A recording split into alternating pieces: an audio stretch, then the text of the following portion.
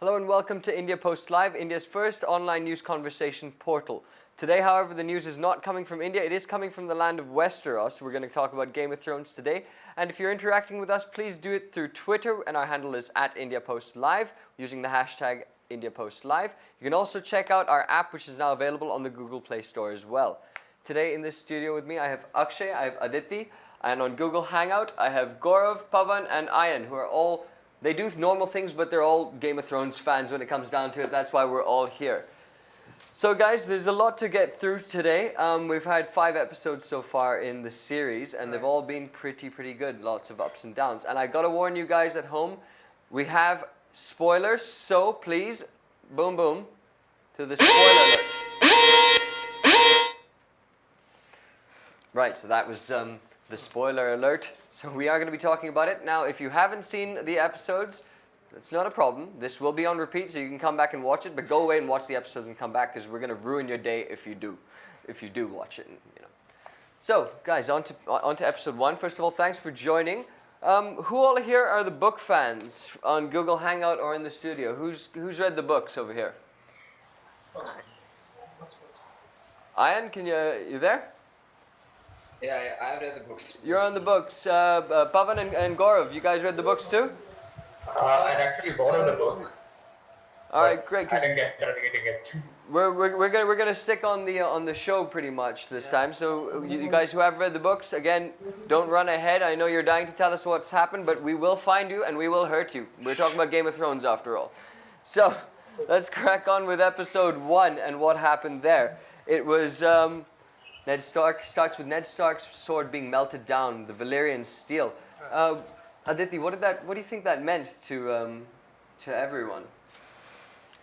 Look, like Ned Stark himself was extremely attached to his sword. I mean, it was a symbol of his own honor, right? And the Lannisters, of course, I mean, they are now sworn enemies. Mm-hmm. And from the Lannister point of view, the fact that they melted the sword, I think what they were thinking is that this is the end of the Stark line. Starks are nowhere now. They're just gone. So now the last point of honor, the last thing that Starks could call their own was now divided into 2. Mm-hmm. So essentially the Lannisters think that all is well and all is good, but clearly not, as we find out later. Then we also get, little Arya getting her sword needle back. Pavan, can you hear me? Yeah. Yeah? Her sword, I mean, the 2 swords mentioned in, well, they become 3 swords, but 2 swords mentioned in the first episode with needle, that coming back to her. So on one hand, her father's sword goes away. Is that like a passing of a torch to you? Well, you can say that, but I do not know, like Aditi said, it was about honor, but I think it's more about power. Mm-hmm. About Ned Stark having that huge sword all to himself, and now that power being distributed. One person does not get to use it, but still. Oh, we've lost one in the middle, but again, this is Game of Thrones. We lose people frequently. Ian, I saw you grinning there when we mentioned the swords. You have something to say about that, and remember, because you've read the books, you can't jump ahead. No, I won't jump ahead, but his sword is made of Valyrian steel, so it has to be melted so that it is distributed amongst the primary characters as in the primary POV characters that he has. And Jaime Lannister is one of them, so he has to have that sword. Absolutely. Now we were introduced to some new characters, Prince Oberyn and Ellaria Sand, played by an Indian no less, Indira Varma. What did you make of those 2 guys when you saw them for the first time, Akshay? I think they're very strong characters. I think we needed that in the Game of Thrones. Plus, they have a lot of history to the characters in terms of Prince Oberyn's sister being married to the Targaryen king at one point of time, and him seeking revenge on the mountain, and also having some score which is unsettled with the Lannisters. Mm-hmm. So I think that makes for it his character to be very complex.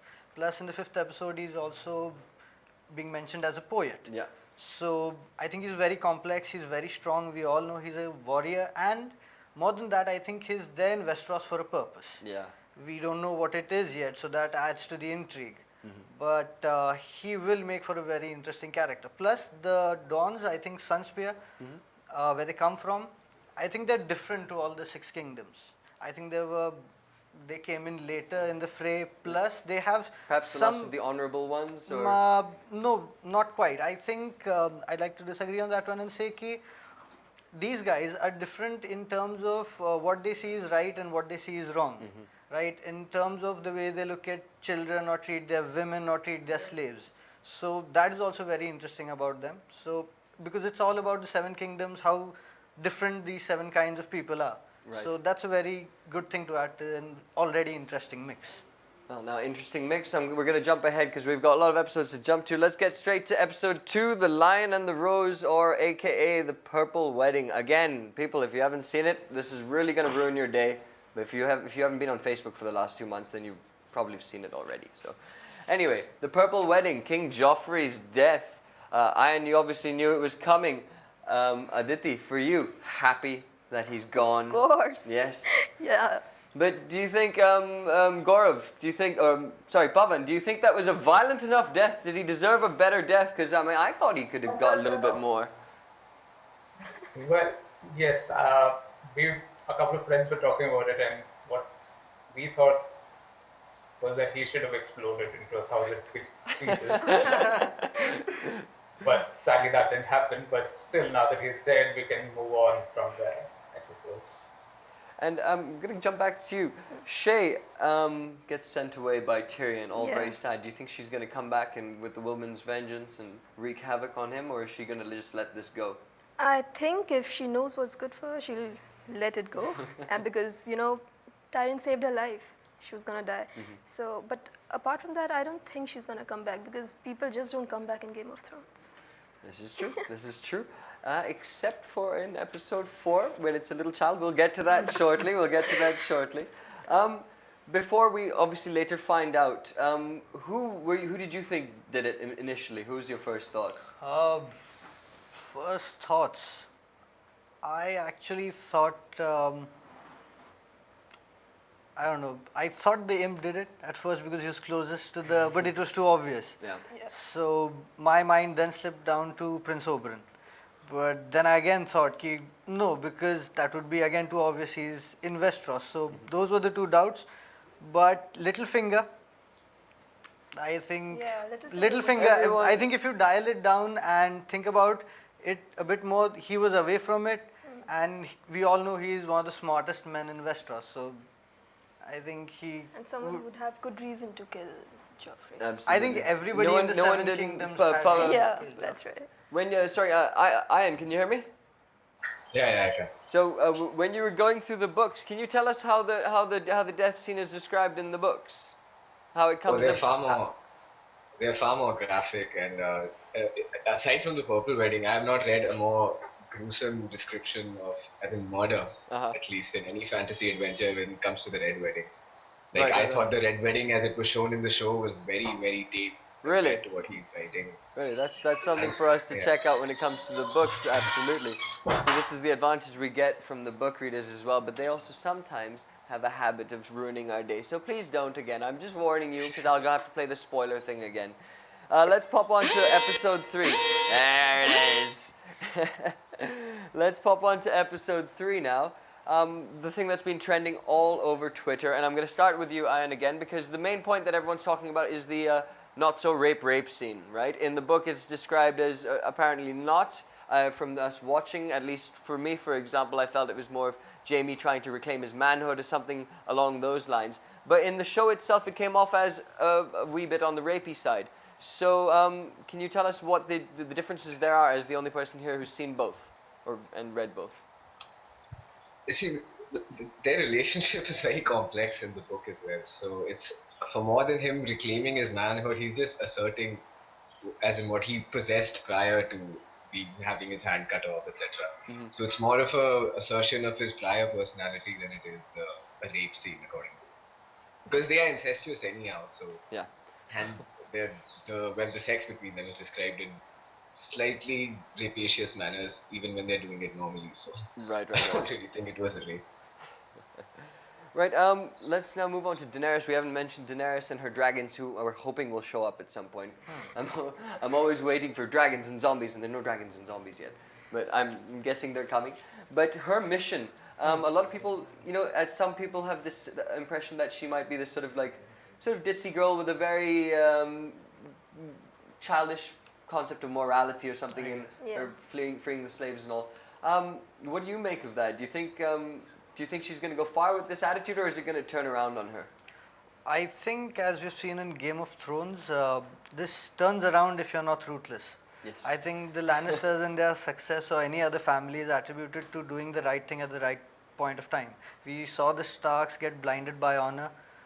We saw Ned, we saw Robb committing mistakes after mistakes, and now we see Daenerys turning back to help out the slaves, where she should be going across the narrow sea to Westeros. So I think it will bite her in the back. Plus, I believe this one scene which was, I think, pretty important, where the dragon sort of tries to bite her back. Right. So we have heard stories from the previous episodes that great men, that is the Targaryens, rode the dragons.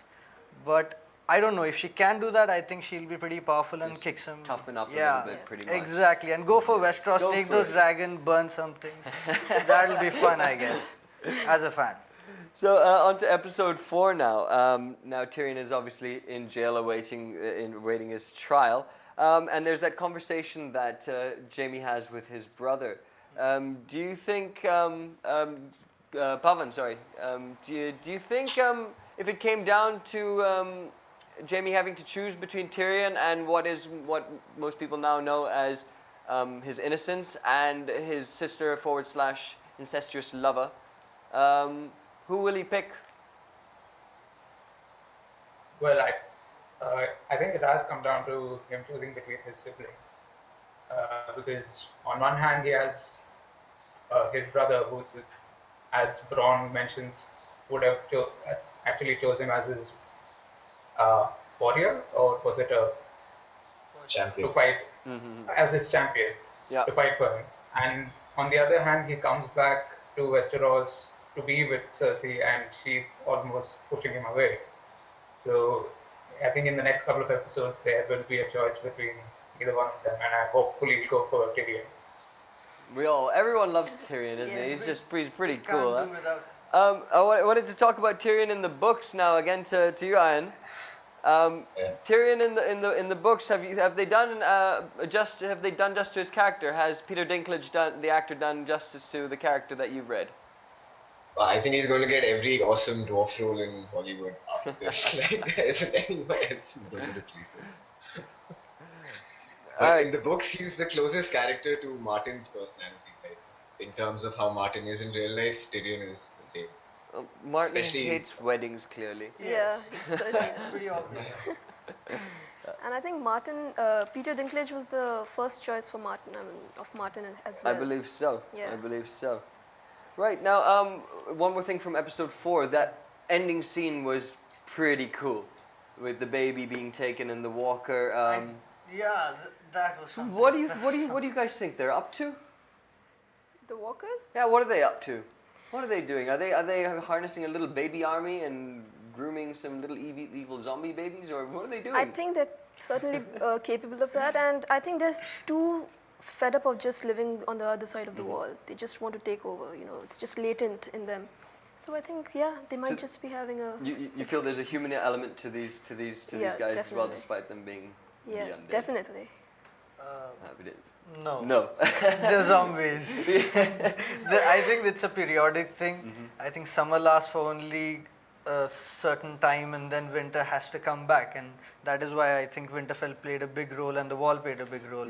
Now without that, I think they're coming back, and they're coming back with a bang. And the baby thing, I'm absolutely confused of what they do, but I don't know, we haven't been given in more, like, I haven't read the book, so we haven't been given any more food for thought. We've just seen the baby turning blue and into a zombie. Right. So it could be either ways. It could be the baby zombie army, like, that would be fun. Otherwise, the baby is just growing at an exponential rate and then turning into White Walkers. But Yeah. still, it'll be good to have zombies in the series. It's always Yeah. good to have Yeah, zombies. it's yeah. always good to If you have got a show with fantasy zombies and dragons, I think it's all That's under it. control.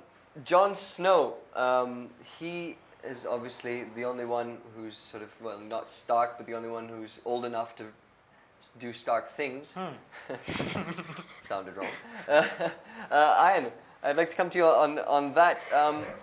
The Jon Snow character, again, I'm sorry I keep going back and forth with you to the book, to the show comparisons, fine. but that's what we need. Again, his character, he's on this mission. We see him trying to maybe not actively vie for leadership at Castle Black, but they do present it through other characters. Is this something that again they've done justice to, or is this just something that the creators have done for the show that they've poked through? Is this there in the books as well? No, in my opinion, the Night's Watch is the one thing that that the directors of the show have got to bang on in terms of their clothes, in terms of Castle Black, in terms of the gate. Like it is bang on, as in I imagined it when I was reading. Right. But Jon Snow is a miscasting. Jon Snow I is. don't really. That's believe what I that was sort of coming to, because as I said, I don't know about you guys, but I didn't feel like, if these guys were, I don't see those characters in that world rallying behind him, those fierce men who are just out there in the freezing cold fighting away, Now I wanted to just, before we move on to the most recent episode from Sunday, I wanted to take a little break so we can all have a sip of water or something, and we can show you some fun stuff, some reactions to the passing of our dear friend Joffrey. And I'm going to read you some tweets as we're doing that. So let's have a look at some reactions of people all around the world having a look at King Joffrey's death. Sarcasmo says, never peg Joffrey as one to get choked up at a wedding. That is not bad. Let's have another reaction. Let's see what's on. Kids, take note, as this is what happens when you chop up a perfectly good book. We can just keep showing those reactions as I talk over this, so we can stem through, because we keep laughing in the middle. By Siddhartha from India says, by Dothraki standards, Joffrey's wedding is a rather dull event, though. By the That seems a good one. This is my personal favorite. Sean O'Neill. You could count the people who didn't want Joffrey dead on Jaime's right hand.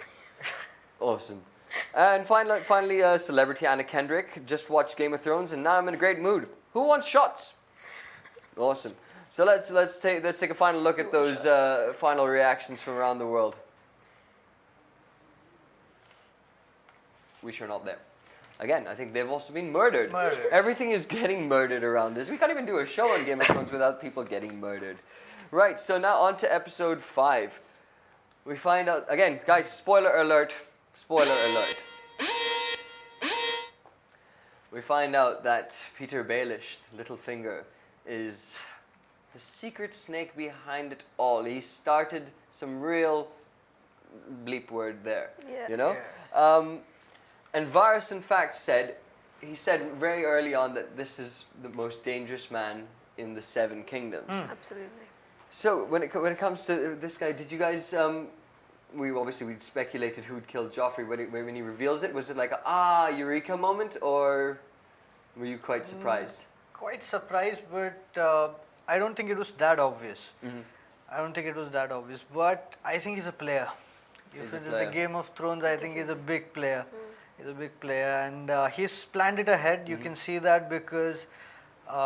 Again, I don't want to be a spoiler, but it was on the show. I think he's also planned for Jon Arryn's death. And that is a long, long time back. So this is a time before Ned came down as the Hand of the King. So he's planned it to perfection, I guess. And I think the only thing that can take him down is his obsession for the Stark girl. Yeah. So he was with the mother, now the sister, and now the daughter. I think is the weakness. I don't know. The guy at the book. Let's go to Mr. Book again. Ian, let's pick your brain once more. Can you connect the dots for us of this man's crazy mission? He wants it all. I think. In summary, he wants it all. But is there anything is there anything that we might have missed that perhaps in the books that you were more clued on to? See, he has to get the major houses to fight with each other. So that is his only way to claim power. So once he gets the major houses fighting, then he can like put up his own candidate for the throne.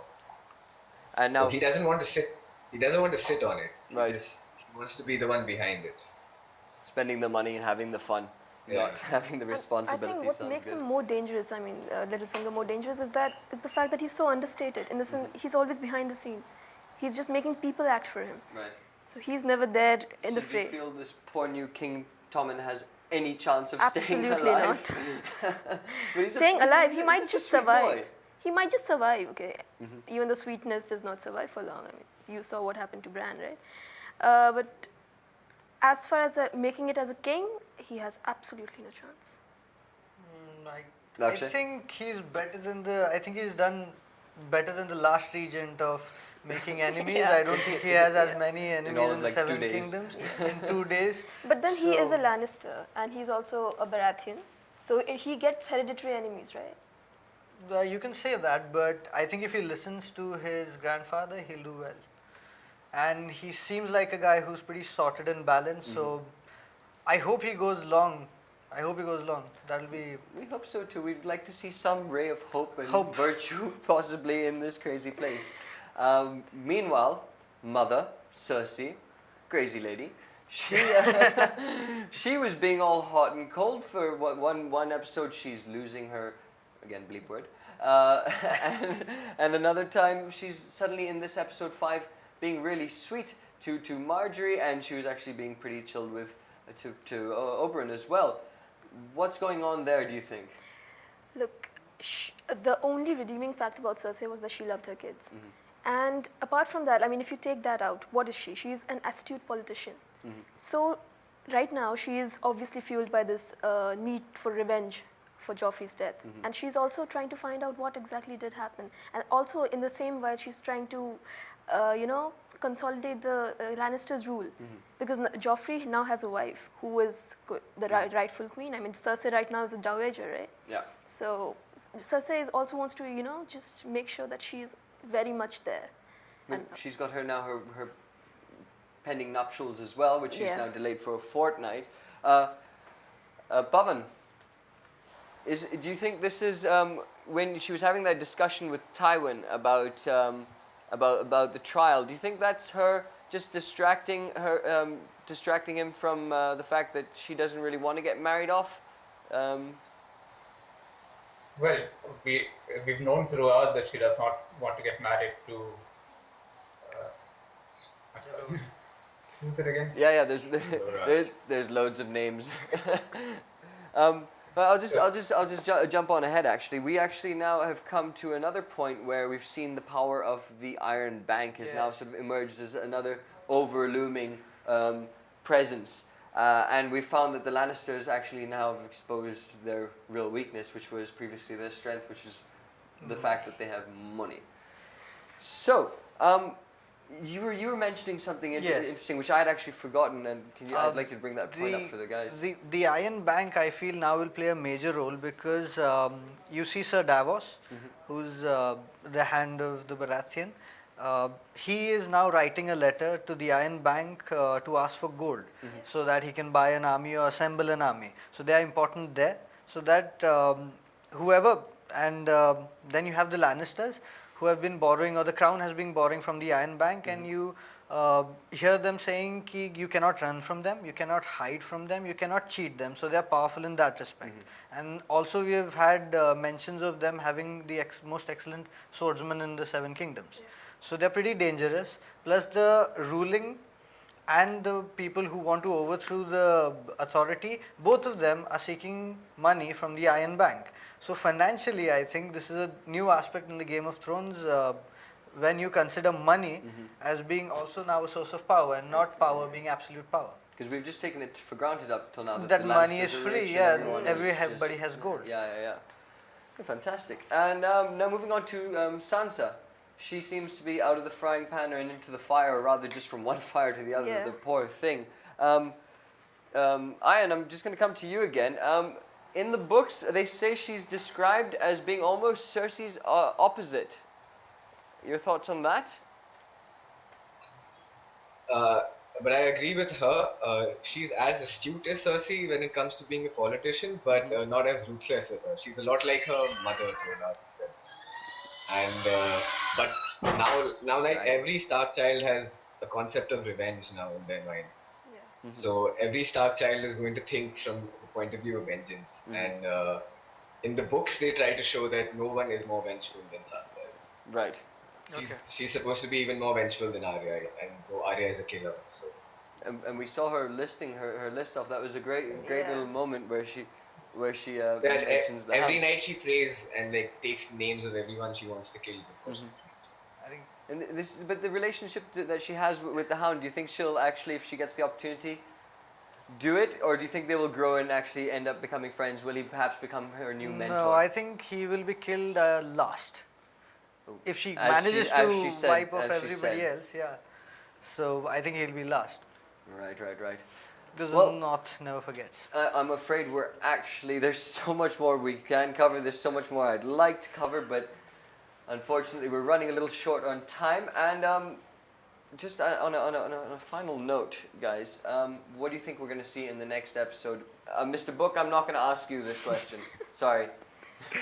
Akshay. I think this episode was more of a build up to something massive that is going to happen. I think the trial is one massive thing, and I think we'll have more on what is going to happen to the White Walkers and the baby thing. I think And these are also- the two things I'm waiting And for. also about, maybe we get to know why Martel exactly is there.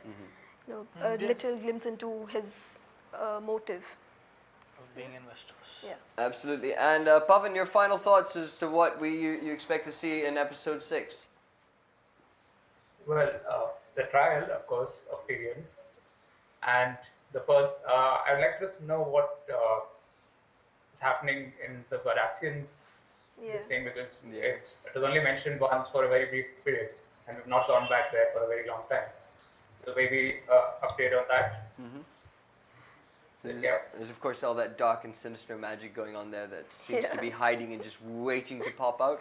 Will it happen? I don't know, but we'll find out next Sunday for sure. In the meantime, guys, I'm sorry to distract you guys from this, but don't get upset with me, don't kill me, because I'm not going to talk about Game of Thrones for a second. Keep your swords at bay.